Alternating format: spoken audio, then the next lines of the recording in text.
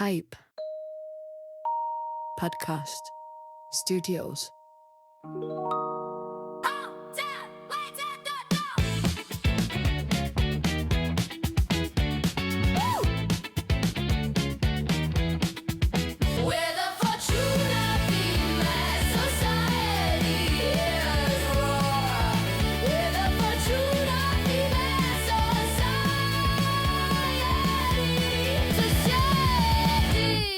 Hi, welcome to the FFS podcast by Fortuna Female Society.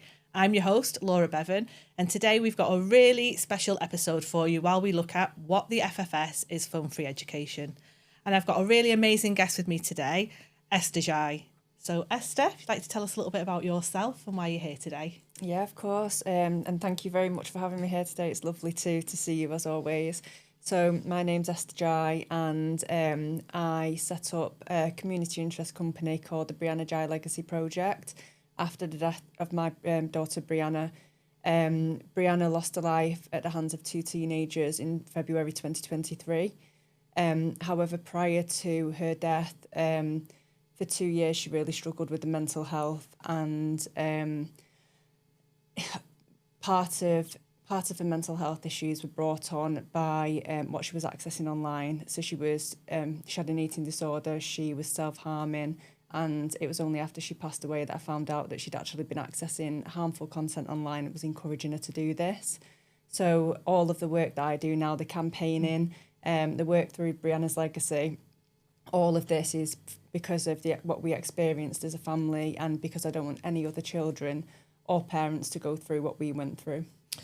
We've spoken quite a lot about this and obviously the reasons why you came to do this. And I think for me, when we spoke, I mean, clearly having gotten over something so difficult as you did and being able to turn it into something so positive to try and help other people, I think for me, part of it was when we spoke, you've approached this in such a caring way, such a positive way, and just such a non-judgmental way on families, because as you say, none of us really know what our kids are accessing. I know you've been quite involved in some of the other campaigns that have been going on recently about how people can access some of that information, because it's a big, scary, wide world out there that kids are getting to on the phones. Yeah. So was it quite a surprise to you to see some of the stuff that Brianna was accessing? It was one of Brianna's friends that told me what she'd been accessing. I don't know. I only know the tip of the iceberg. Yeah. I don't know what she was actually accessing online. And just to say, one of Brianna's killers had been accessing the dark web, and she'd been watching murder and torture videos, and that was one of the reasons why she wanted to take Brianna's life. I am friends with this child's mum, and I don't blame her at all, because the same as me, she didn't know what her child was accessing. And I think that as parents, we're quite naive to what children could be accessing online, because we didn't grow up in this online world. And if you go through my Instagram feed, quite often, well, my old Instagram feed, now it's just all campaigning. Yeah. But like when I was younger, it would have been like cooking videos and decorating videos. Whereas young people, they're exploring the world, and they're not necessarily confident. They're not confident within themselves. They're looking at makeup. They're looking at how to lose weight, which I think was probably what Brianna was. And then the algorithm picks up on that, and it serves them more and more harmful content. I think that we are waking up now, and so many people are having conversations, and thanks to people like you who are shining a light on this on podcasts like this. I think we are becoming more aware, and hopefully the government is waking up now as well. They've launched they are launching a consultation around potentially banning social media for under 16s, and I will be making sure that they also bring in a phone-free education. Well, we'll come back to the social media in a minute, but with the phone-free education, because that's how we kind of started. I mean, I'm 100% behind this campaign. I think, I've touched on it on previous podcasts when we've just got into this subject matter.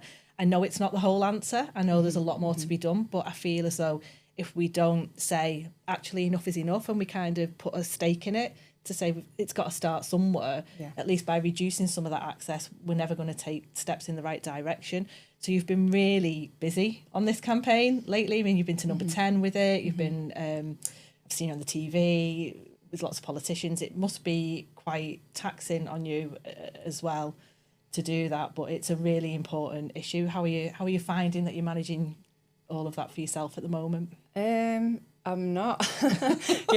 No, it is. It's really, really difficult, and I think trying to balance running a small organisation and the programmes that we deliver, and I've got 3 amazing staff members, which like it wouldn't be possible without them. Also, I am supporting the social media ban for under 16, so that's like another thing that I'm kind of doing. And then on top of that, the campaign, the Phone Free Education campaign in itself is a full-time job. So last week we were actually at a roundtable with Andy Burnham, the Mayor of Greater Manchester, and we had stakeholders from all across Greater Manchester, and we want to make Greater Manchester the very first phone-free education. I think it's a metropolitan county.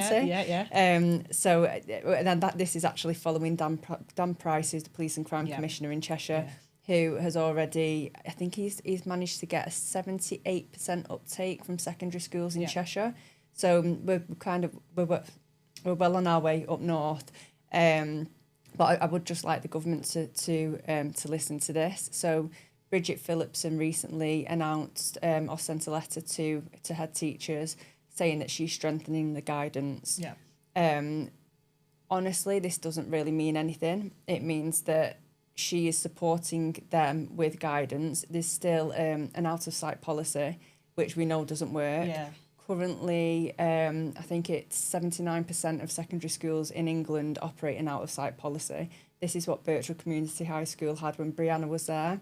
And during the time that Brianna was at Birchwood, there were 120 safeguarding incidents logged, 116 behaviour incidents logged, and she was constantly excluded because of her behaviour around phone use.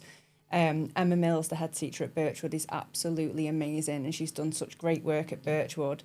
So over 12 months ago, she brought in lockable pouches. So the children come into school in the morning, they put the phones in the pouch, and they can't access it till the end of the day. They've seen improvements in GCSE results. They've seen improvements in staff wellbeing. Safeguarding incidents around phone use have dropped by 80%, which shows that children are choosing to use the phones differently outside of school as well. So there's just so many benefits that a phone-free education can bring. And I've just realised that I've not actually said what I'm calling for. So the Phone Free Education campaign is calling for a statutory ban of phones in schools, along with funding for support and resources for head teachers. And that would be around those lockable pouches and things like that, because we've talked about this quite a lot, and I completely agree. So, schools my children go to have the out-of-sight policy. It's not as effective as other schools. I mean, you've talked about some of those results that Emma's seen at her school, and I've seen her talk on other things as well about that. It's tangible, and I think for me that's why I was so keen to support this campaign, because it is tangible. We are seeing results. We are seeing the difference it can make. And I mean, you've taught me such a lot about some of this, but one of the most basic things for me was, you've talked about the safeguarding issues and the behaviour issues that were logged. It's almost like we're setting our kids up to fail, and we're not doing anything about it. If we're expecting them to adhere to an out-of-sight policy, when we know, you taught me about the addictive nature of the algorithms and the attention economy. I had sort of no idea that people were kind of trading in on keeping them on the phones all the time. There's no incentive for them to keep it out of sight, really. And for me, the other thing is, once they start getting those negative, whatever they do it in different schools, in some schools it's negative points, positive points. For me, you kind of, again, setting them up to say, we'll see your phone, you get your negative points. Once those kids are on the radar, I just think it's one direction then for them to go in. It's, I've heard of so many children and families who've ended up taking them out of education because the behaviour escalates and things like that. And it's like there's no way of pulling that back. And really, this, for me, this phone-free education would be the first step in saying, you know, we're having a different approach to this. Definitely, I think it's amazing what you're doing. Thank you. And you know, it just feels like a no-brainer, doesn't it? It's like, why, like it's such a simple, so like you said before, it's not a silver bullet, it's not going to fix everything. This is such a massive issue that we need to take like a multi-pronged approach here, like whether that's the Online Safety Act, a social media ban, banning phones in schools. We need to do several different things to try to protect children. It's like a belt and braces approach. I remember actually having a conversation with you when you mentioned about like the behaviour points, and because that was something that I hadn't thought of previously. And yeah, it's a slippery slope, and you could have like a child that's not necessarily a naughty child, but they're dealing with the addictive nature of smartphones and social media. They've done a post in the morning, they desperately want to see whether they've got any likes. They take the phone out and then they are in trouble. Yep. And yeah, like say once they get marked the naughty child, then that's what they start to believe. And I think that this is one of the reasons why Dan Price is really backing this, because he can see that from a crime prevention perspective as well. So yeah, it's and like I said, Brianna was excluded from school because of her behaviour around phone use. She was a little bit cheeky to teachers, I'm not going to lie. She was a feisty little character, but most of it was around phone use. And I think that if she had that locked away during the day, then really she would have been quite compliant. Yeah. Whereas she was being excluded, and then she was going home, and she was in a room. I worked 30 miles away down the motorway, and I couldn't control what she was doing online, and she was essentially being isolated again and forced into the online world, and with those people that were doing her harm in the first place. Well, they do, and as parents, and we hold so much guilt, and again I go back to when you said about, you know, some of the work that we'll touch on, you know, with families and things, about approaching it in a non-judgmental way, because nobody gave us an instruction manual on what the world was going to look like when it unleashed the web and phones and smartphones. And, you know, if anybody had told me when I was a kid that you could access everything in the world on a device in your hand, I just wouldn't have believed it. And I don't think we're equipped quite often in how to deal with that, because like I say, life is so busy. We do have to work, we do have to be doing other things, and you know, we hope and pray our kids are accessing things that aren't that harmful, but we're just seeing so much more of it now, aren't we? I think it's... Yeah, we are. And like mental health issues in children are absolutely through the roof. Like we're seeing, I think it's over 500 referrals for anxiety a day in England. Also, yeah, I think... Now, this was a figure that I heard a couple of years ago when I very first started campaigning. There was like over 300,000 children on a waiting list for CAMHS. I imagine that has probably increased now. And I remember when I heard that, I thought, well, why is this? Why are there so many children struggling? And there's no use in investing money in these services that are built for crisis point. We need to look at prevention. We need to see like, what is causing this in the first place, and how do we fix it at the core before it escalates to something more serious? Oh, definitely. I mean, prevention is massive, and I don't think we do put enough emphasis on that. I don't know if some of that is, again, a lack of understanding, because we're in this sort of brand new space that people hadn't anticipated. I remember a statistic that you shared with me in one of our chats that sort of blew my mind a little bit around presentations, you know, like because people aren't playing out as much. Kids aren't playing out, so they're not presenting with those sort of childhood injuries, but the presentations of mental health and crisis is through the roof. I think was it about 70% drop, like 70% decrease in like broken bones and cuts and bruises that you would potentially get. And you know what, that's like, that, don't quote me on that, because that might be off, but it was high. It was a big it's statistic. gone, they've come. So the physical injuries that you would normally associate with playing out and had gone right down, and the others had gone up. So I suppose that brings us nicely onto the Brianna Ghey Legacy Project and some of the work that you're doing with families and things like that. Do you want to tell us a little bit about that? Yes, this is the stuff that actually fills my cup. Like the campaign, I do find it quite draining and exhausting, and I think it's just that constant battle for something that you know is right. Whereas with the Brianna Ghey Legacy Project, we've got two programs at the moment. So one is Flourishing Families, and it's a holistic approach to well-being. We go into primary schools and we invite, say, like one class comes to the hall in the morning, and their parents will join them, and we have like a carousel of activities. So we cover nature, community, gratitude. I've said this in the wrong order now. As long as you get them all out there, that's fine. I love nutrition, this work. exercise, and sleep. So we have these 6 different areas. So it's like kind of like 6 pillars of health, I suppose. And every single area has mindfulness at the core. Joe, we did 3 sessions last week. So it's Becca and Alicia, my daughter, who are the Flourishing Families practitioners that go into the schools. I went to watch one last week actually with a researcher who's potentially doing some work around this.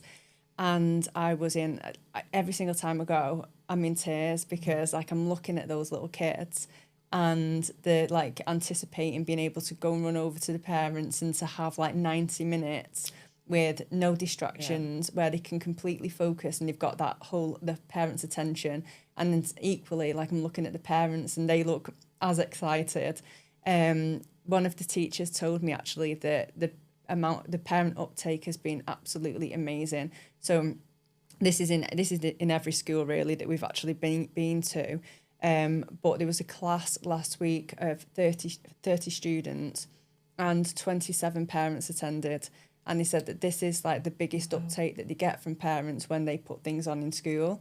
And I think it's because we're not preaching at them. We're not telling them what to do. It's come along, have fun with your children. And in this process, you could learn something as well that will benefit you and your child. So, it really, like that, it fills my cup. It warms my heart. Last week, like I was sat down and I was just thinking, this is what Brianna has given to people. And I think that's why I get so emotional over it, because it's like, I wish that she could see. Yeah, and could have been a part of it. Yeah. Really, and Mm-hmm. And the other programme that we offer is called Look Up and Live. And these are workshops for parents of children of any age. So we go into primary schools, we go into secondary schools. We also offer different key stage talks as well. So we go into primary schools and teach children and also secondary schools. And it's all about online safety, the harms that are online and excessive screen time. And we are now developing, and this is something that I will be having a conversation with you about later because I'm hoping that we can work together on this. It's called Growing Together. So we want to reach communities. So we've got all of this work going on in schools, but we want to make sure that it's ongoing in the community. Yeah. And one really big thing for me is with mental health, we need to have the parents and children in the room because it's a family issue. Yeah. But also community is really important for me. And I think that in the modern world with social media, like we're more connected than ever, but so many people are lonely because it's not real valuable connection. And I want to bring community back into Warrington and the surrounding areas, and then hopefully the rest of the UK as well. So growing together is it's kind of a blend of Flourishing Families and Look Up and Live. Right. And it's going to be a 6-week programme. And I'm hoping that families, grandparents, siblings, parents, let's get everybody in the room to learn a little bit more about how they can take care of themselves better. What is the impact on phone use for all of these different areas that I mentioned before? And let's come and have some fun, and let's let everybody know that actually we're all the same deep down. Yeah. One thing that really stood out to me, so Alicia, my daughter, she's 21. She'll really be annoyed for me for saying this. So an insult that she gives to me is, "Oh, Mum, you're such a millennial." Oh. And I thought, when did we start calling people like based on like what generation they're from? Like when I was younger, I think I was still in that sort of stage as respect your elders a little bit, little bit. Like I feel like it was kind of wearing off a little bit when I was young. But yeah, she calls me a millennial, and I thought that, and for me, I thought, let's get everybody in the room because we're not defined by our generation. And no, and it's really interesting you say that, because you know that that is part of the key to it, isn't it? We are, I mean, I know we've spoke at length about all the different things that we do, and at the heart of anything for me is that the whole More in Common message from the Joe Cox Foundation. And we are the same, but as soon as we start putting labels on anything, label millennium, and whatever it is, we're building up those barriers, aren't we? And I think that sounds amazing, the work that you're looking to do to bring communities together. I mean, there's so much in there that I just love. I love the whole idea of the Look Up and Live. I love the whole idea of bringing families together, because I think as well, and you touched on it slightly there about how the parents and the children greet each other and approach each other, because, and I know the reasons why particularly you're focused on the impact it had on Brianna and your family and everything else, the phone usage. But parents can be just as guilty of being addicted. Yeah. And I don't think, we are being driven in this busy society, and we talk about it a lot at FFS about having time to just be. And what you're doing is so special, because you're giving permission for families to just be, because there's not enough of that. No. We don't do that enough, and I think it's a really amazing what you're doing, and I love all the work around the mindfulness and getting back to nature, and getting our kids back out playing a bit more. Oh yeah, definitely. I get some cuts and bruises, like my knees are covered in scars from when I used to play out when I was a kid, and yeah, do you know, I think that when you do think back to when we were younger, like I was brought up in the 90s, and like you'd go out and be like, make sure you're home and before it's dark. Whereas now, but you'd be with a group of friends, so you would be safe. Whereas now they're just like, some children like Brianna are just completely isolated in the bedroom talking to. They don't know who they're really speaking to, and I think that this is frightening as well, because young people don't have the same kind of risk knowledge as adults do. And like I used to say to Brianna, that you don't actually know who you're speaking to right now. It could be, I don't even want to use the words that I use, but I try to use the most frightening possible words. And it'd be like, oh no, it's not. It's like I know who they are, because they believe what they're kind of told. It's all they've known. It's all they've had. So I was going to say, how did Brianna react to you sort of challenging the people that she would speak to? But I guess they don't understand the dangers sometimes. No, they don't. And Brianna was, I've said this before, she was completely addicted to a smartphone. As a parent, this is one reason why I want to give so much support for parents, because of what I experienced. And she was completely addicted to a smartphone. I tried to take it off her at times, and I would have holes in the walls. Yeah. She would smash a room up because she did not want to hand a phone over to me. When Brianna was with us, I was more concerned about who she was talking to online and not actually what she was accessing. I was really, really concerned that maybe somebody would end up turning up at the house one day.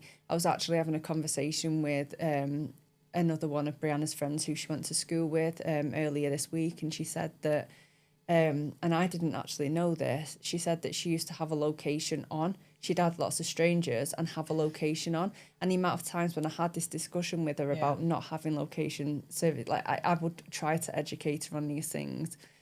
But then you can't keep on top of what they're actually on, because they make fake profiles as well. So you might have an Instagram profile that your child's made, but then they'll probably have 2 or 3 other ones that you can't actually keep on top of. Well, and for me personally, I don't understand enough about it. I will say to my kids, don't have your locate. All I know is it sounds terrifying. If people know where you are, they can access you. If you're speaking to people you don't know who they are, they can access you. And like you say, we can give these messages. I give them to my kids time and time again.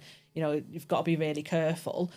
However, I don't really understand it. I guess the turning off the location, we can check it, and at that moment it's off. But as you say, once they're off and about, then do nothing stopping them putting that location back. For me, we need to take that temptation away. We need to take that away from them, because no matter how many times we tell them not to do it, I don't think that's going to be enough when you look at what it is that they're using and what they're accessing. And it's a safeguarding issue. It's a safeguarding issue in schools, and this is why we need a phone-free education. And I think that parents just need so much more support, because we are battling against multi-billion-pound industries that have invested a lot of money in creating social media apps. They are, as you mentioned before, they're addictive by design. So they are created to keep your attention for as long as possible, and they don't care how they do that. So that's why quite often you're served distressing and extreme content, because that's what you're going to hover over. And it doesn't take much. I know myself just from, I mean, I'm really lucky that the echo chamber I'm kind of in I've not been presented with anything too extreme, but I'll look at something just out of curiosity that might not be something I'm particularly interested in. And the next thing, you're just flooded with it, aren't you? Yeah. So, you know, and again, if kids are saying to each other, well, why don't you have a look at this, or why don't you do that, then, you know, the next thing, it's completely changed the entire algorithm that they're getting. Yeah. And I think, like, in this conversation today, we've only just scratched the surface as well. Like, we've not even gone into, like, the horrible comments that you see online, like some of the posts, some media that I've done, and you see the really disgusting comments, quite transphobic sometimes. And, like, this is another element of it, misogynistic content. Like, there's so much that is actually harmful, toxic, and... yeah, it's not a place for our children to be. No, it's not. I mean, it's not a nice place for us to be. I mean, you told me about some of the comments that you've received recently, and I was absolutely astounded. I couldn't believe it. And obviously I'm in a bit of a political world, and we're very conscious of the fact that a lot of women won't enter into that space because of the pushback that they get. So yeah, I mean, let's keep our kids out of there, because it's difficult enough for us, really. So let's keep them safe. So if there was one thing that you were going to kind of do as a bit of a call out, if there's something that we can get people involved in, is it signing up to support? Is it just sharing the message? You tell the people who are watching what you'd like them to do to get behind your fantastic campaign. So I would like them to go to phonefreeeducation.org and sign the open letter. We've still got that open, and you can sign up to our newsletter as well to continue to see what we're up to. And also, we've got an Instagram page, which is Phone Free Education. Follow that, and if you know. I'm going back to social media, because it does have some uses. So please do share, like, any post that I put on, and let's spread the word and make sure that the government do what head teachers are calling for. Yeah, definitely. Let's get behind that campaign, and also the Brianna Ghey Legacy Project. Have a little look at the work that's being done there, because it's absolutely amazing. And let's all look up and live and get out there and get back to our roots a little bit. Thanks for coming today, Esther. That's been a really great conversation. So at the start of the show, we asked what the FFS is phone free education, and we hope we've gone some way to answering that for you today. And we hope that you've managed to take something from today's conversation. So don't forget to check out Phone Free Education and the Brianna Ghey Legacy Project, and follow more of the great work that Esther's doing. See you next time. We're the Fortuna Female Society.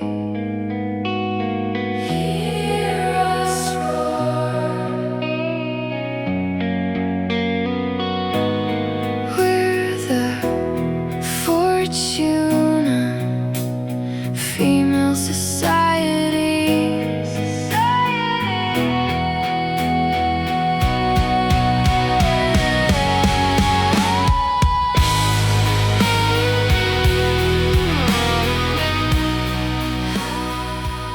Hype Podcast Studios.